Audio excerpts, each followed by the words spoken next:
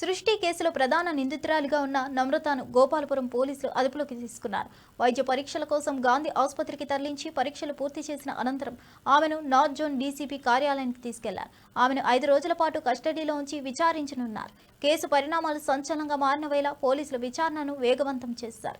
నమ్రత నుంచి కీలక సమాచారం అందించుకునేందుకు ఇప్పటికే ప్రత్యేక బృందాలు ఏర్పాటయ్యాయి. సృష్టి మృతికి సంబంధించి అసలు కారణాలపై స్పష్టత రావాల్సిన నేపథ్యంలో నమ్రతను ప్రశ్నించడం కీలకం కానుంది.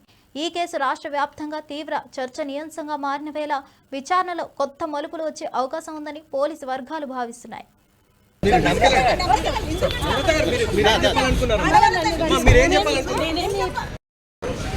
మేడం మీరేం చెప్పాలనుకుంటారు దీని మీద మొత్తం మీరు